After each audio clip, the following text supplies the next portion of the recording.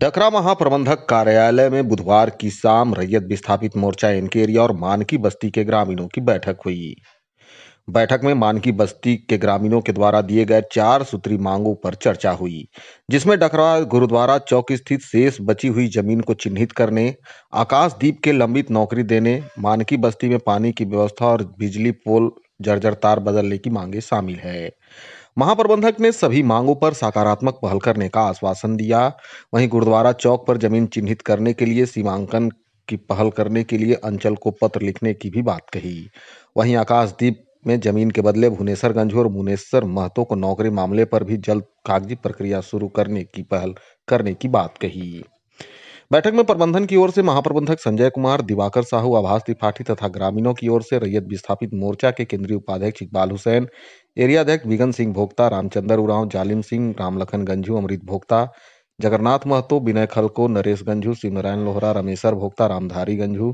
कामेश्वर गंझू, रूपलाल गंझू, आनंद गंझू, सोमरा गंझू, भुवनेश्वर गंझू, दिलेश्वर महतो समेत काफी संख्या में लोग उपस्थित थे। मानकी बस्ती के ग्रामीणों द्वारा 4 सूत्री मांग पत्र जीएम साहब को सौंपा गया था,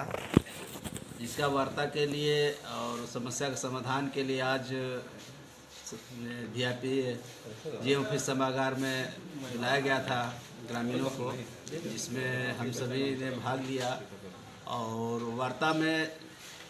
प्रत्येक पॉइंट पर जीएम साहब ने सकारात्मक पहल करते हुए जो मांग पत्र था कि नौकरी दिया जाए, पहले बहुत पुराना केस था, उन सभी को बोले कि 8-10 दिन के अंदर आगे बढ़ा दिया जाएगा। मानकी बस्ती में पेयजल, पानी, बिजली, सड़क ये गंभीर समस्याएं हैं, उस पर भी जीएम साहब ने बोले कि बहुत जल्द गांव में घूमकर जायजा लेकर और बिजली की समस्या को दूर किया जाएगा। पानी के लिए कुआं और बोरवेल करने पर उन्होंने अपनी सहमति जताई। और भी जो भी रोजगार से संबंधित समस्या थे, उन सभी पर जीएम साहब ने सकारात्मक पहल दिखाते हुए लोगों को आश्वस्त किए और वार्ता बड़े ही सौहार्दपूर्ण वातावरण में संपन्न हुआ। और इसके लिए ग्रामीणों ने जीएम साहब को बहुत ही धन्यवाद दिए हैं। अंक लेकर के खास करके जो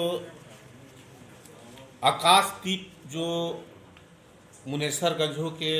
ज़मीन में जो बना हुआ है, 30 साल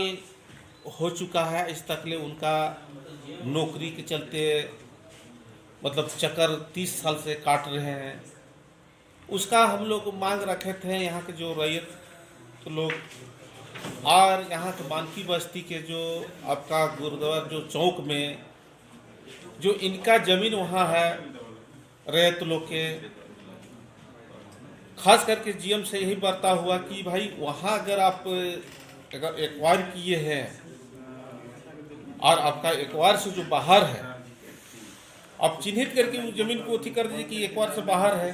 हम उस ज़मीन में हम खेती कर सकते हैं, चाहे घर दूरा बना सकते हैं। वकील यहाँ की ग्रामीण रैयत लोग ने जब घर बनाने के लिए जाते हैं तो यहाँ से सिक्योरिटी गार्ड भेज देते हैं, पुलिस प्रशासन आ जाते हैं। इसका में भी जीएम बोला है कि ठीक है, इसका हम सीओ से अथी करके हम इस जमीन को चिन्हित करके आपका अथी कर देंगे। तो ग्रामीण से ये बर्ता हुआ, ग्रामीण के वहाँ संतोष जान लगा कि भाई ठीक है, आप चिन्हित करके हमारा जमीन तो अथी कर दीजिए, हम कुछ खेती बाड़ी कर सकते हैं, चाहे घर दूरा बना सकते हैं। और यहाँ जो बिजली के जो समस्या है गांव के ग्रामीण के, उसमें भी जीएम साहब ने बोला कि ठीक है, इसका हम जल्द से जल्द निपटारा कर लेंगे। बिजली की जो समस्या है उसका भी हम आपका अपना जो यहाँ के जो बिजली विभाग से जो हमारा जो